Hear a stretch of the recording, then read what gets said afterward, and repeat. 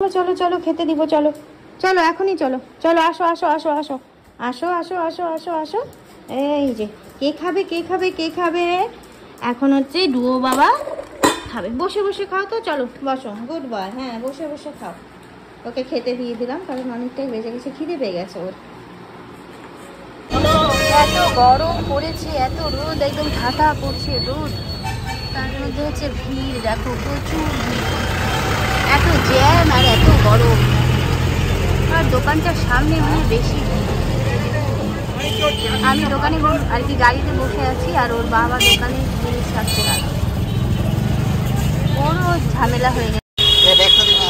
হ্যাঁ ঠিক আছে, দেখো গাড়িতে বসে পড়েছি, এখন সামনে আছে,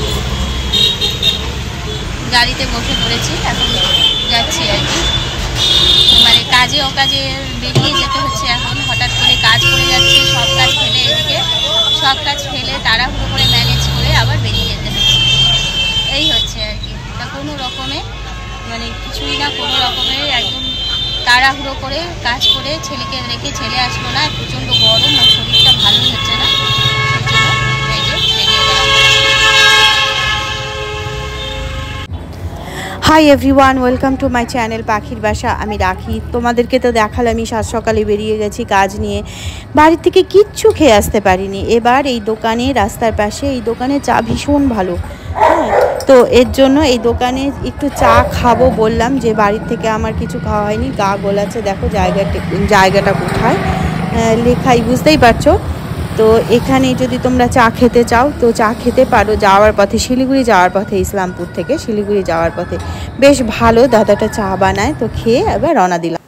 আর বাইরে প্রচণ্ড গরম, আর এদিকে ঘোষপুকুর হয়ে আমরা মেডিকেল মোড়ে যাই, সেজন্য রাঙাপানি এই যে আর কি রেলগেট, যাওয়ার পথেই রেলগেট পড়ে যায়, আবার আসার পথেও পড়ে, কেন জানি এটা আমাদের সাথেই হয়, যাওয়া আসা দুবারই পড়ে। এখন দেখি আসার পথে পড়ে কিনা, যাওয়ার পথে তো পড়ছে, আর এত গরম আর এত জ্যাম এত ভিড়। তো ফ্ল্যাটে এসে বসলাম, লোক আসবে কি কাজ করতে, কখন আসবে জানি না, আপাতত এখানে বসলাম, একটু রেস্ট করি, তারপরে দেখা যাক কখন আসে আর কি।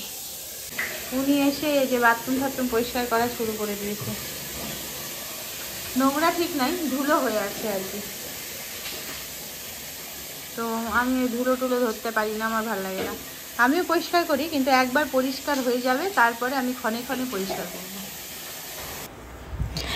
এই যে ইলেকট্রিক মিস্ত্রি চলে এসছে ফ্ল্যাটে, সে এই পাখাগুলো ইনস্টল করছে, গরম পড়ে গেছে, এখন পাখা না লাগালেই নয়। যতদিন আসবো বা যখনই আসবো তখন ফ্যান না হলে তো কিছুতেই চলবে না। তো আজকে ডেট ছিল, আর ওরাও বলল আসবে, তাইও এই যে ফ্যান লাগাচ্ছে, আমি ঘরে বসে আছি। এদিকে কিছু কিছু আর্টিফ্যাক্টস আর কি ইনস্টল করব দেওয়ালে, সেই নিয়ে চলে আসছে, কি বলে ওটাকে, ড্রিলিং মেশিন, সেটা ওর কাজগুলো করে দিচ্ছে, লাগিয়ে দিচ্ছে। আর হচ্ছে এখানে চিমনি লাগানো, ছেলেটি এসছে, তো চিমনিও লাগানো হয়ে যাচ্ছে। তো একবারে বুঝতেই পারছো অনেক কাজ আজকে, এদিকে চিমনি লাগানো, ফ্যান ইনস্টল করা, তারপরে যা যা ড্রিলিং করে যা যা জিনিসপত্র লাগানো সেগুলো চলছে। একটা বাড়ি তো একটা নিউ সেট আপ, একটা নতুন সংসার, তো এগুলোকে ঠিকঠাক করা খুবই কঠিন ও অনেক সময় সাপেক্ষ ব্যাপার। এদিকে দেখো ফ্যানগুলো ও সুন্দর করে আর কি সাজিয়ে নিয়েছে, এদিকেও কাজ হচ্ছে আস্তে ধীরে, দেখা যাক কতক্ষণ সময় লাগে, কখন বেরোতে পারি তার ঠিক ঠিকানা নেই। তো এবার ওর বাবা এগুলো আবার মুছছে, কলিন দিয়ে ওই চিমনিটা লাগানোর পরে সেগুলো আবার মুছে দিচ্ছে উপরে উঠে, এগুলো তো আমি উঠতে পারি না, তো এই কাজগুলো করছি। ঘর বাড়ি সব মুছলাম, মুছে ক্লান্ত হয়ে বসে পড়েছি, অনেক কাজ থাকে, এখনও তো কিছুই হয়নি, অর্ধেক অর্ধেক কাজ, এই কাজ যে কবে শেষ হবে কে জানে, দেখা যাক কবে শেষ হয়। সোফা টোফা কিচ্ছু কেনা হয়নি, এই যে ফাঁকাই পড়ে আছে, কবে যে কিনবো দেখা যাক, আস্তে ধীরে করবো, হাতে সময় আছে, তাড়াহুড়ো কোনো ব্যাপার নেই, আস্তে ধীরে গুছিয়ে নেব, অনেকটাই গুছিয়েছি, আস্তে ধীরে আবার গুছিয়ে নেব। অবশেষে অনেকটাই কাজ হলো, এবার বাড়ি ফিরে যাচ্ছি, কারণ ওদিকেও তাড়া রয়েছে। তো মোটামুটি একটা জিনিস তোমাদের দেখাই, দেখো, দেখা যাচ্ছে না হয়তো, এই জিনিসটা খুব সুন্দর, যখন হোম ট্যুর দেবো তখন শেয়ার করব। তো এখন বেরিয়ে যাচ্ছি তাড়াহুড়ো করে, অনেক ব্যাপার রয়েছে, চলো সঙ্গে থাকো, দেখতে থাকো। এই যে ডুরারিকা, এখানেও ডুরারিকা, ডুরারিকা হাউস। I love ডুরারিকা। দেখো জল জল করছে। এই যে এখন বেরিয়ে যাব, এই যে জিনিসটা নিয়ে বাইরে ফেলতে হবে। এটা যে কী করে নিবে কে জানে, এটা কোথায় রাখবো এটার একটা ব্যবস্থা করতে হবে। হলো, চলো চলো। আর এটা টানতে টানতে সিঁড়ি দিয়ে যাবে নাকি?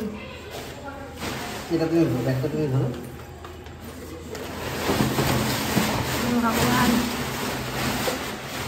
এটা নিয়ে যাওয়া একটা হালকা, এমনি হালকা না, সিঁড়ি দিয়ে নামতে হবে তোমাকে। আমি লিফটে যাই। ওর বাবা এটা সিঁড়ি দিয়ে নামছে। আচ্ছা আমিও যাই, সিঁড়ি দিয়ে। কত কাজ করতে হয় গো, এদিকের কাজ এদিকের কাজ সেদিকের কাজ, দুনিয়ার কাজ। আর এই লোকটা তো কাজ করে করে শেষ হয়ে গেল। কী করবে বলো, একা হাতে সব সামলাতে হয়।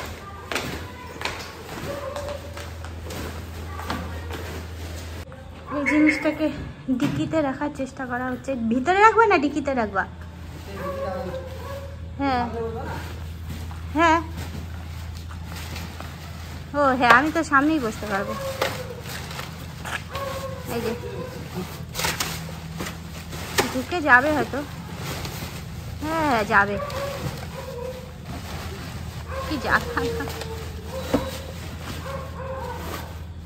এই যে এরকম হয়ে থাকলো, তুমি তো পিছন দেখতে পারবা না।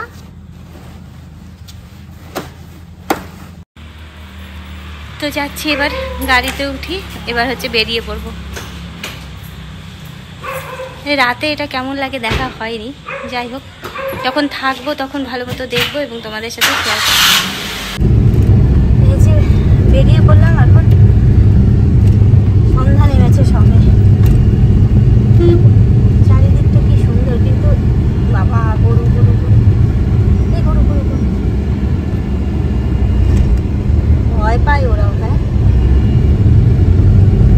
আবার টেরা থেকে দেখছে। অনেকটা রাস্তা চলে গেছিলাম, আবার ফিরে আসলাম, কারণ উনি ওনার চশমা ফেলে রেখে গেছে।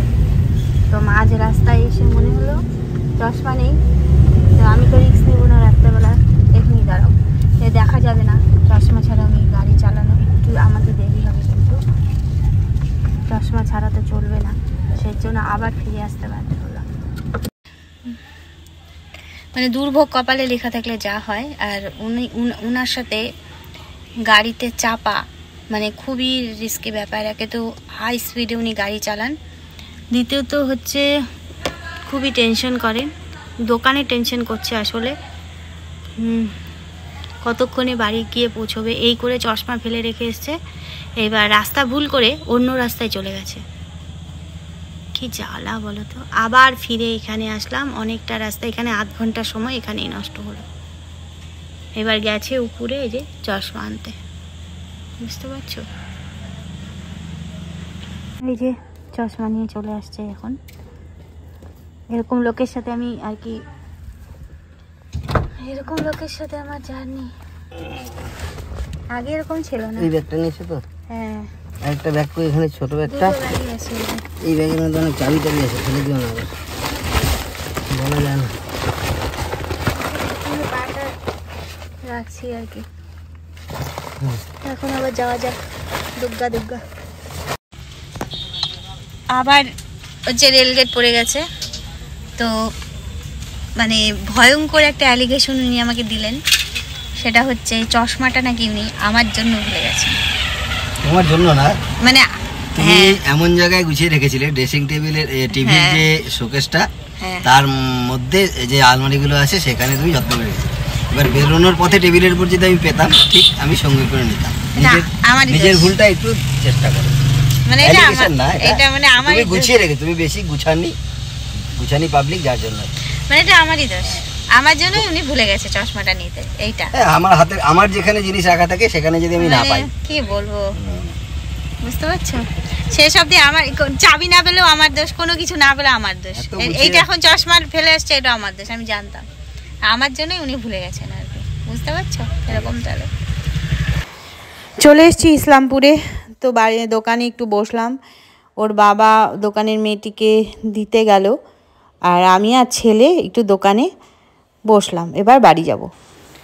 দোকান থেকে বাড়িতে চলে এসেছি। দেখো, বাড়িতে এসে ড্রেসটাও ছাড়তে পারিনি। ড্রেস না ছেড়েই এক প্রস্ত কাজ হয়ে গেল। কি করব, গাছে জল দিলাম, কারণ কালকে সকালে গাছে জল দেওয়ার টাইম থাকবে না, স্কুলে যেতে হবে, মিটিং আছে আবার। তারপরে ডুয়োর অত্যাচার তো রয়েছে। এখন একটু ফ্রেশ হয়ে আবার রান্নাঘরে ঢুকবো, রান্নাবাড়ি কাজকর্ম কি আছে সেগুলো করে নেব। এই তো, এত ব্যস্ততা, মানে এত কিছু একা হাতে সামলাতে হয়, স্বাভাবিক। চলো একটু ডুয়োকে দেখাই, অনেকক্ষণ ডুয়োকে দেখাই না। ডুয়ো বা কী করছে একটু দেখো। একটু শুকনো মুড়ি ডুয়োকে দিই, কারণ জিভ দেখাচ্ছে, এছাড়া খিদে পেয়ে গেছে। নাও খাও, খাও এখানে নাও। হ্যাঁ হ্যাঁ হ্যাঁ, খাও খাও, বসো, বসে বসে খাও, বসে বসে খাও। হ্যাঁ খাও, খাও। আমি এখন ফ্রেশ হয়ে রান্নাঘরে ঢুকবো। রান্না বসিয়ে দিয়েছি। দেখো, কে বলবে বলো তো আমি অ্যাভোমিন খেয়ে আছি? কেউ বলবে?